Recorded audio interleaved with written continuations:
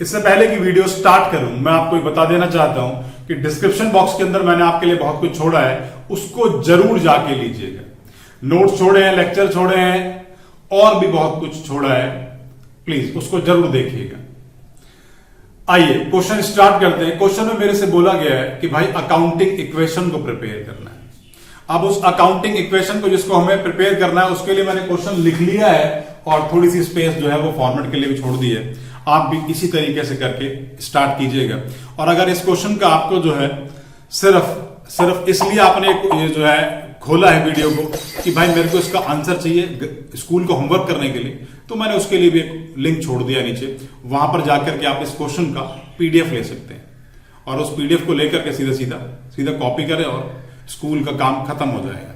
लेकिन अगर आपने वीडियो को जो है सिर्फ इसलिए खोला है कि हमें ये वीडियो समझनी है, तो डेफिनेटली एक भी बार वीडियो को स्किप नहीं कीजिएगा, पूरी बात को प्रॉपरली सुनिएगा ताकि ये वीडियो हमेशा के लिए, ये क्वेश्चन हमेशा के लिए आपको क्लियर हो जाए। आइए क्वेश्चन की तरफ चलते हैं।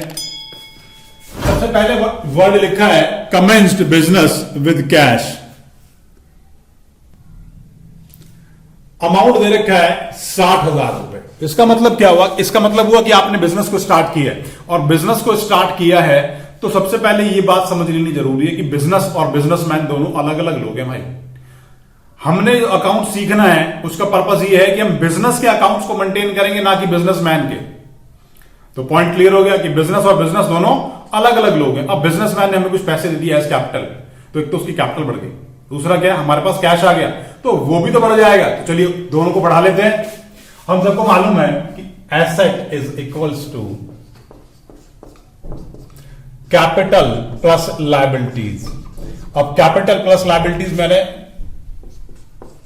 लिख दिया भाई। चलिए अब क्योंकि सबसे पहले कैश आ रहा है तो एसेट साइड में मैंने एक हेड बना लिया। हेड बनाया है मैंने किसका? कैश का। और कैश में मैंने जो 60,000 आए थे ना भाई को प्लस कर दिए। अब उतने से ही तो उसकी कैपिटल भी बढ़ जाएगी, तो उतने से मैंने इसकी कैपिटल भी इंक्रीज कर दी है। तो कैपिटल भी इंक्रीज हो गई और कैश भी इंक्रीज हो गया। चलिए इसको टोटल को नेक्स्ट लाइन में ले आता हूं। कैश 60,000 हो गया, कैपिटल भी 60,000 हो गई। चलिए अगली ट्रांजेक्शन को पढ़ते हैं। देखें क्या लिखा है। लिखा है रेंट पेड इन एडवांस। लिखा है रेंट आपने एडवांस में दे दिया। अगर रेंट आपने एडवांस में दिया तो किन चीजों पर फर्क पड़ेगा? एक तो पैसा चला गया ना भाई, किसी को रेंट एडवांस में तो कोई पैसा जाएगा ना। दूसरा क्या है, वो जो आपने एडवांस में दे दिया कल को आप उसको वहां उतने दिन रहने के हकदार हो गए ना, क्योंकि पैसा दे रखा है आपने तो पहले से ही। तो वो क्या हो गया, हमने एक हेड बना लेना है एसेट में, प्रीपेड रेंट। रेंट आपने एडवांस में दे दिया तो हमने सबसे पहले हेड बनाया प्रीपेड रेंट के नाम से।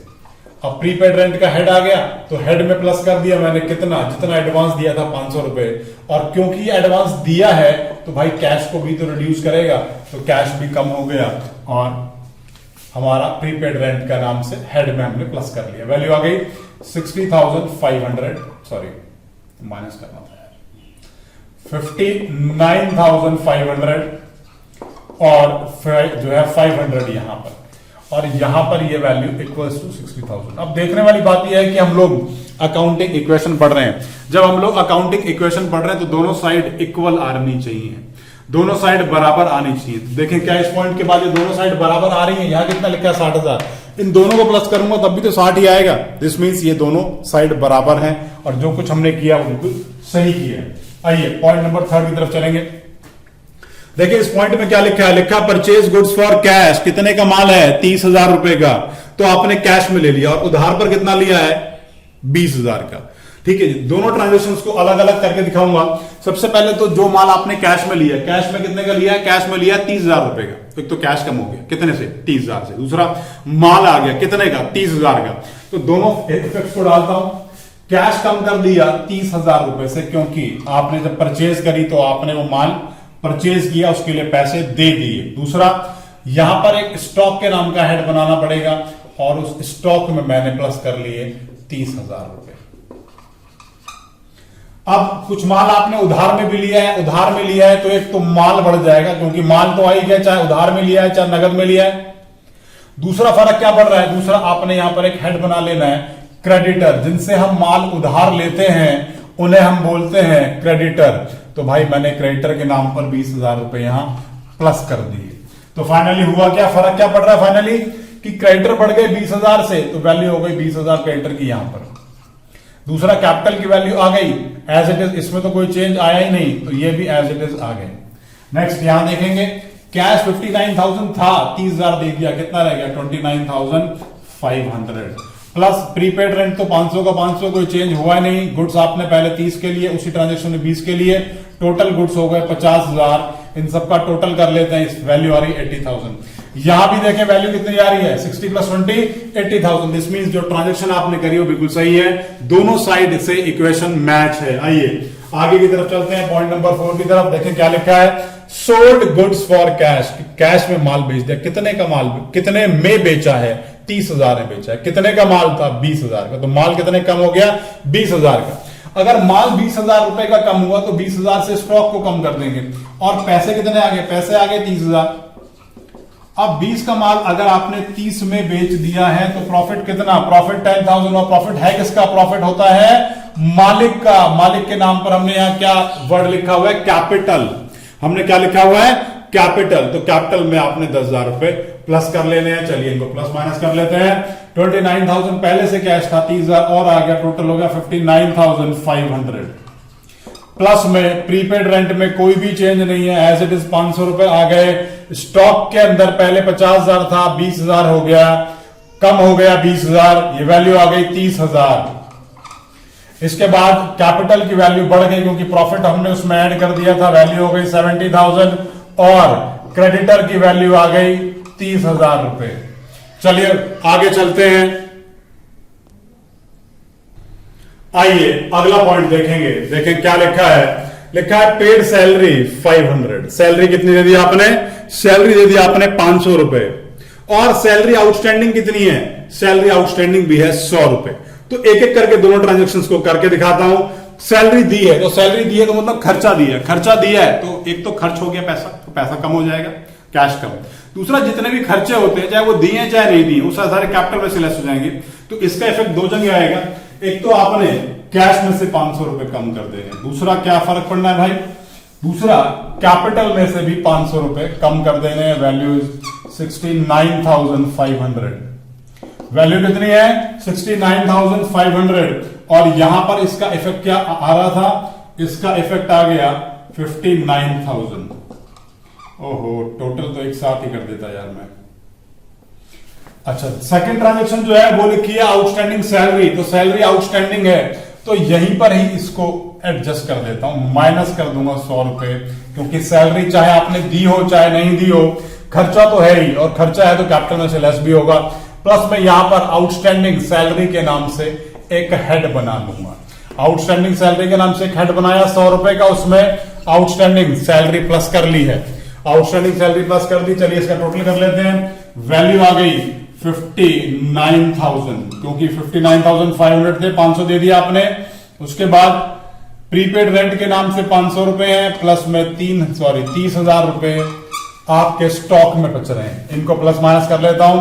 This is 69,400, this is 20,000 and this is 100 rupee outstanding salary के नाम पे। आइए लास्ट पॉइंट देखेंगे क्या लिखा है, bought motorcycle for personal use. Personal use के लिए हमने क्या करा, हमने एक मोटरसाइकिल परचेज कर ली। अब वो मोटरसाइकिल अगर हमने पर्सनल यूज के लिए परचेज करी है तो ये बात समझते हुए चलेंगे कि भाई वो मोटरसाइकिल जो आपने घर के इस्तेमाल के लिए यूज कर ली, एक तो कैश कम हो गया, दूसरा मोटरसाइकिल तो मालिक ने अपने लिए ली है, तो हम क्या करेंगे, हम उसे कैपिटल में से लेस कर देंगे। दोनों इफेक्ट क्या आ गए, एक तो कैश कम आ गया, कैश कितने से कम हुआ है 5,000 रुपए से कैश कम हुआ है, और दूसरा इफेक्ट कहां आ रहा है, दूसरा इफेक्ट इसकी कैपिटल में आ रहा है, वहां भी मैंने 5,000 से वैल्यू जो है वो कम कर दी, तो दोनों जगह कम कर दी।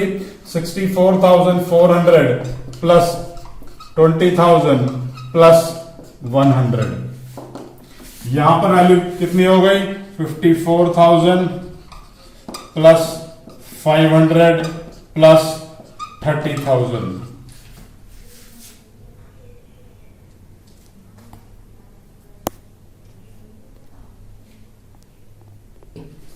आइए अब इस क्वेश्चन में हमसे बैलेंस शीट भी मांगी है, तो मैं बोर्ड के किनारे की तरफ इसकी बैलेंस शीट को ड्रॉ कर देता हूं। बैलेंस शीट को ड्रॉ करने के लिए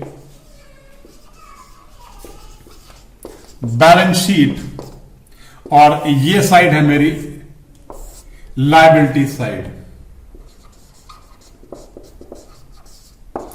ये अमाउंट, ये एसेट, ये अमाउंट। चलिए सबसे पहले देखें कि कैश का बैलेंस आपके पास कितना आ रहा था। कैश का बैलेंस था मेरे पास 54,000। उसके बाद जो है प्रीपेड रेंट का बैलेंस है। प्रीपेड रेंट का बैलेंस कितना है भाई? जितने भी एसेट थे वो सारे के सारे एसेट की तरफ लिखे जाएंगे। और लास्ट वाली फिगर है स्टॉक की। स्टॉक की वैल्यू है 30,000। चलिए टोटल कर लेते हैं। टोटल आ गया 84,500। अब यहां पर एक तो कैपिटल की वैल्यू दे रखी है, दूसरी हमें क्रेडिटर की वैल्यू दे रखी है, तीसरी हमारी आउटस्टैंडिंग सैलरी की वैल्यू दे रखी है। आउटस्टैंडिंग सैलरी मेरी 100 रुपए है, क्रेडिटर मेरे 20,000 रुपए हैं, और ये 64,600। तो वैल्यू हो गई 84,500। तो बैलेंस शीट हम सब ने इसी तरीके से बना के प्रेजेंट कर देनी है।